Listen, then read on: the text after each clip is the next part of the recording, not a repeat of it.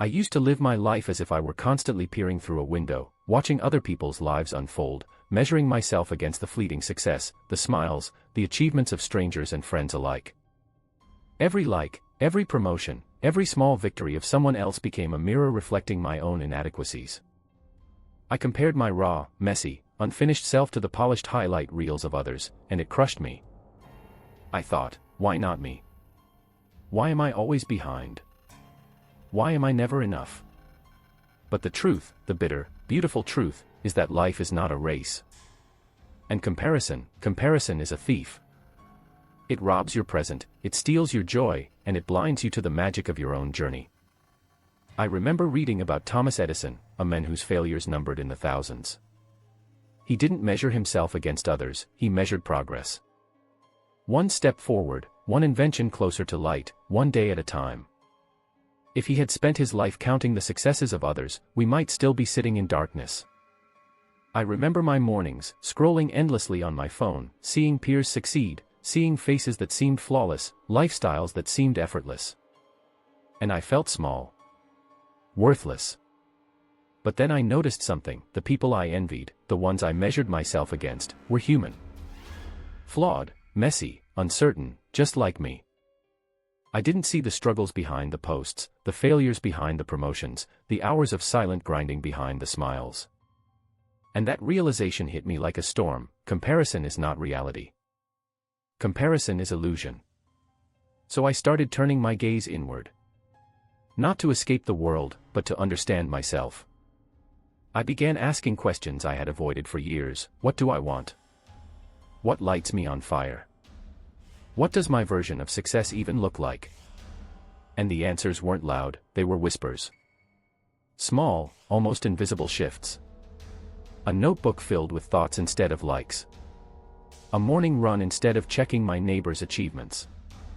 A book read in silence instead of watching someone else's curated life on a screen. These tiny acts became revolutions in my mind. I learned that stopping the habit of comparison isn't a one-time victory, it's a lifelong rebellion. It's deciding every day that your worth isn't tied to someone else's achievements, that your path is yours and yours alone. Henry Ford once said, "Whether you think you can, or you think you can't, you're right." I realized I had been thinking I couldn't because I was too busy measuring myself against a phantom standard that existed only in my mind. And then came the hardest part: letting go of envy. Not pretending it didn't exist, not shoving it under a rug, but staring it in the eye and saying, "You don't define me." I started celebrating others without shrinking myself. I learned to admire without comparing, to draw inspiration instead of poison.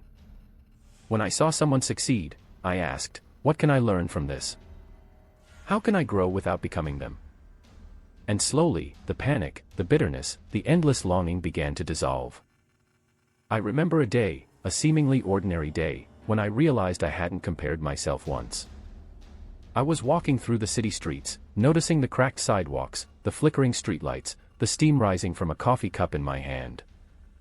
I felt alive in my own skin, present in my own story. For the first time in years, I understood that my journey was unfolding exactly as it should. My wins were mine. My failures were mine. And they were enough. Comparison had been a veil, a smoke screen preventing me from seeing my own brilliance.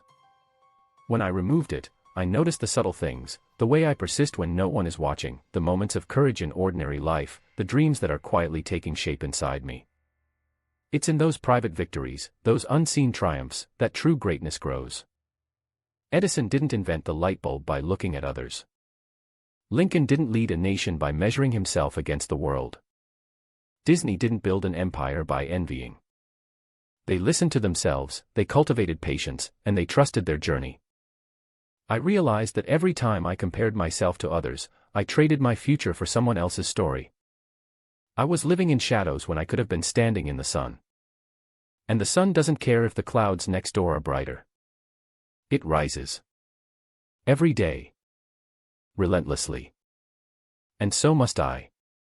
Now, I do not wake up asking what others have. I wake up asking, what can I create today? How can I take one step closer to my own vision?